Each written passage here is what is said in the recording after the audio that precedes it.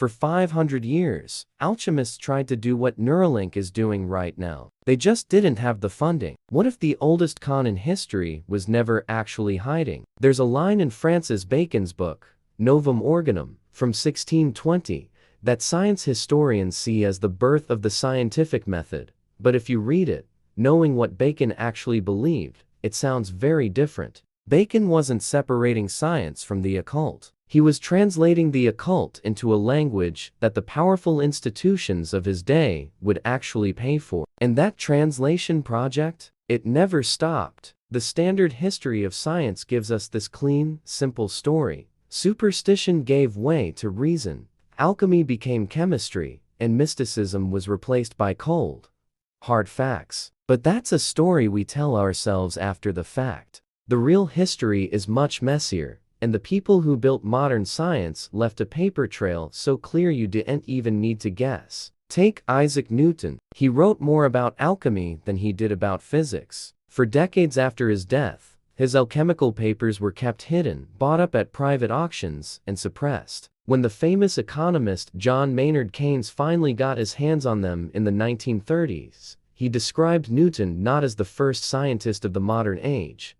but as the last of the magicians. That wasn't just a poetic phrase. It was a precise description. Then there's Benjamin Franklin. He was a Freemason and a member of the Hellfire Club. The structure and symbols of these groups came directly from the same traditions that Bacon was translating a century earlier. The line from Elizabethan magic to the founding documents of American science and politics isn't hidden. It's just not taught. Now, here's something almost no one talks about. The Cybernetics Group.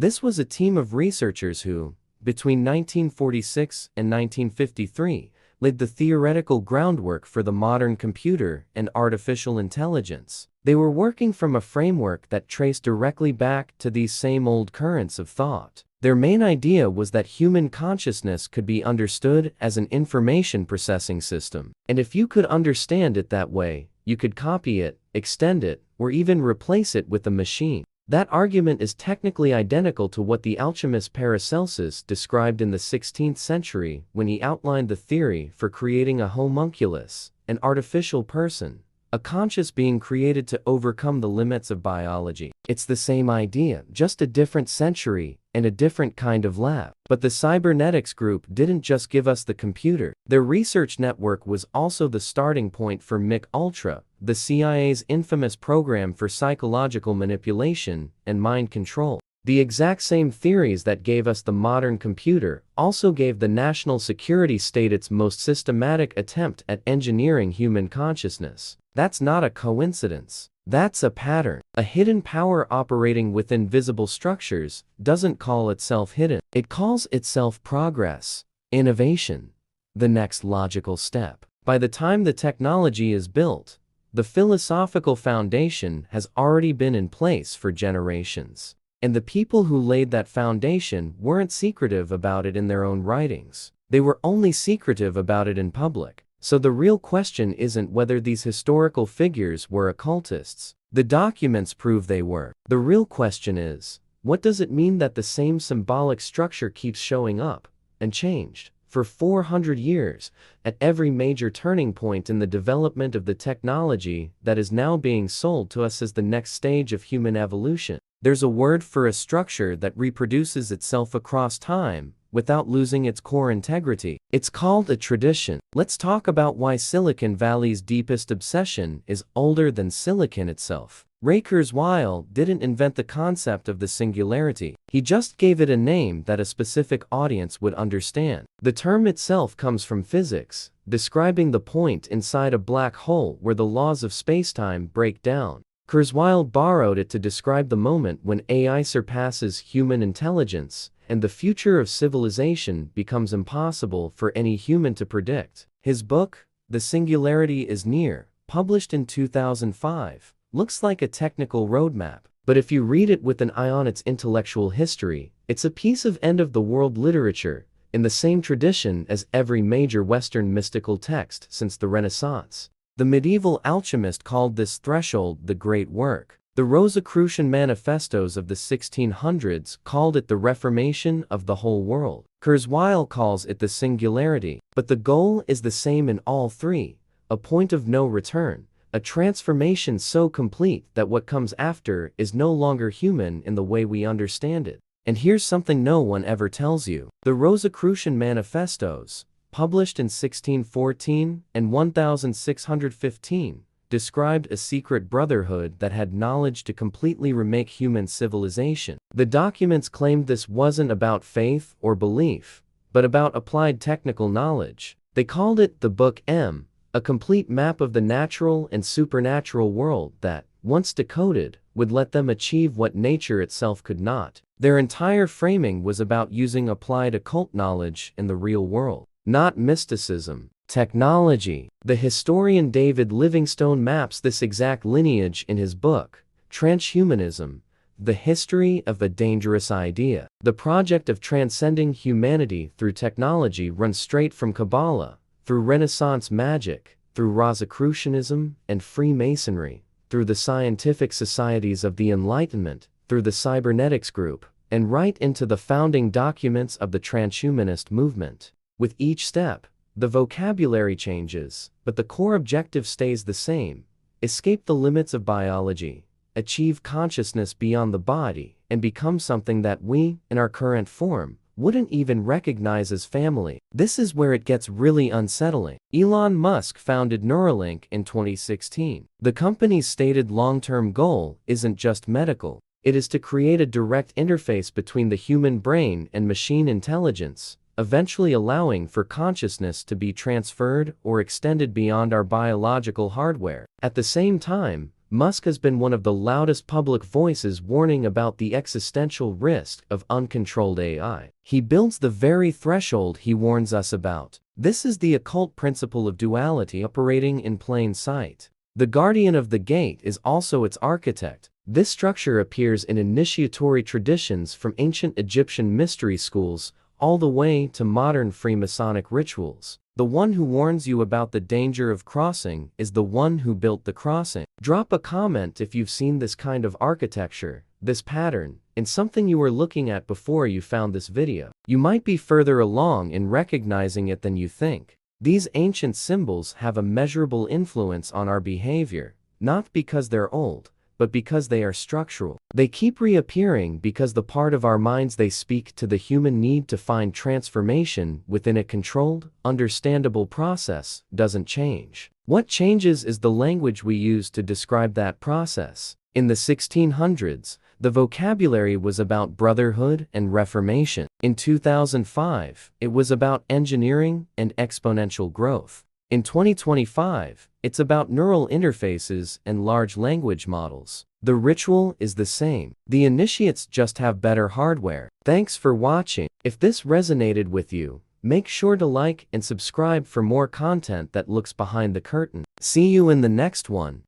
Jennifer Doudna did not set out to rewrite the definition of the human. She was working on bacterial immune systems. The technology that emerged from that work, CRISPR-Cas9, which earned her the Nobel Prize in Chemistry in 2020, allows the direct editing of genetic sequences with a precision that no prior generation of scientists had access to. It allows the rewriting of the biological code from which every human characteristic is derived. The alchemists had a term for this category of intervention. They called it the transmutation of base matter into a higher form. The philosopher's stone, in the serious alchemical literature, was never described as a physical object that turned lead into gold. That was, in the words of the tradition's own texts, the exoteric cover for the esoteric project. The actual target was the transformation of the impure and limited into the refined and unlimited. CRISPR is the closest thing to a literal philosopher's stone that any civilization has ever produced, and the scientific community that developed it was not thinking in those terms, which is precisely the point. The symbolic structure arrived before the conscious intention. Ancient magic reframed through modern psychology is not a metaphor. It is a description of a documented mechanism.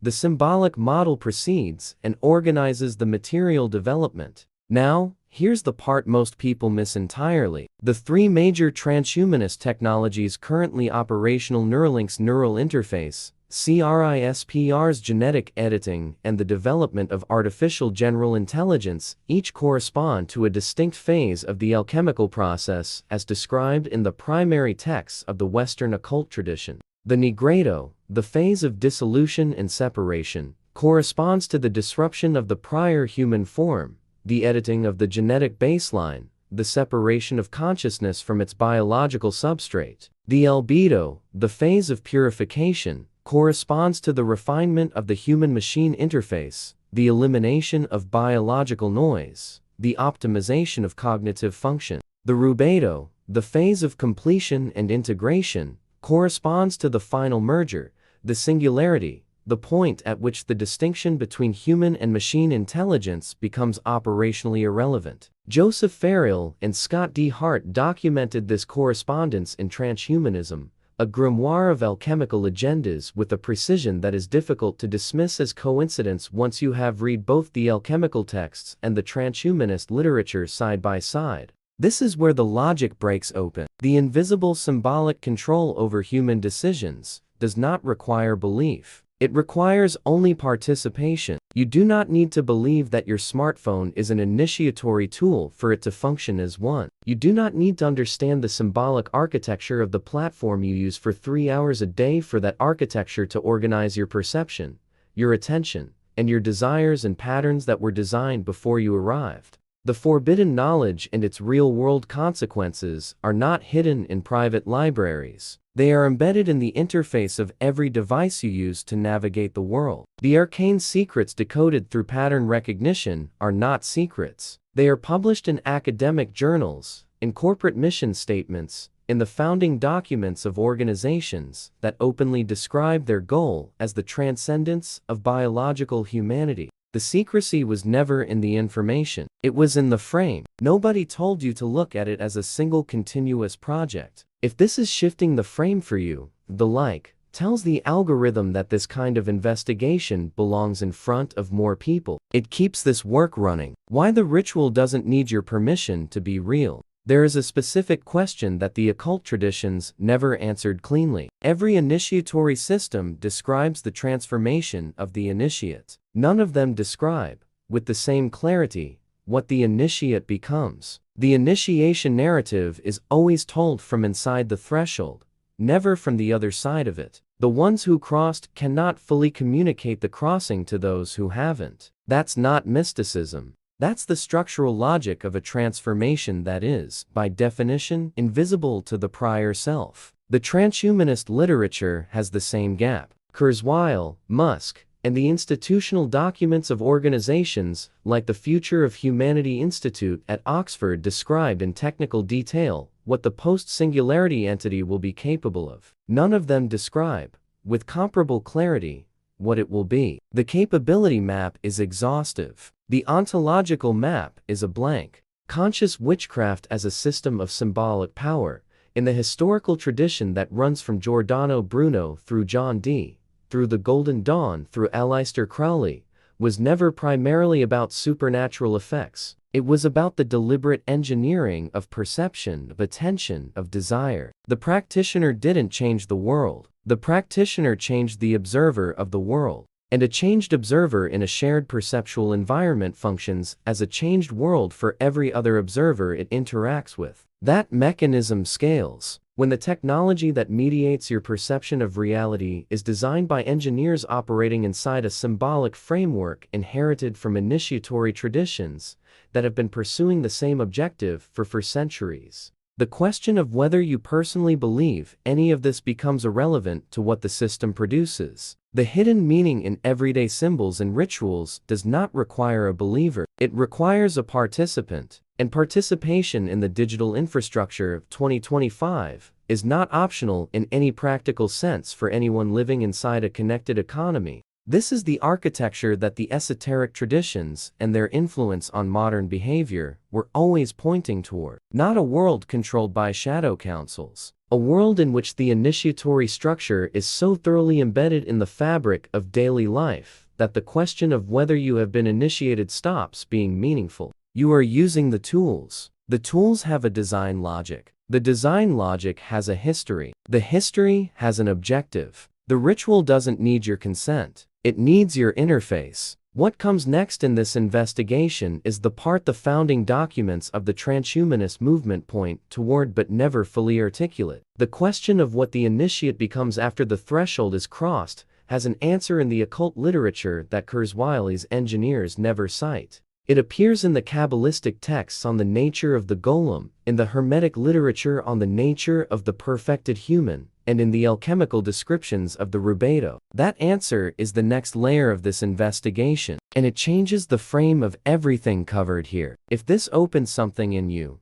subscribe and turn on the notification bell. Not because content is coming, because the next piece of this pattern is specific, documented, and significantly harder to look away from once you've seen it. The map was never hidden. You just weren't told it was a map.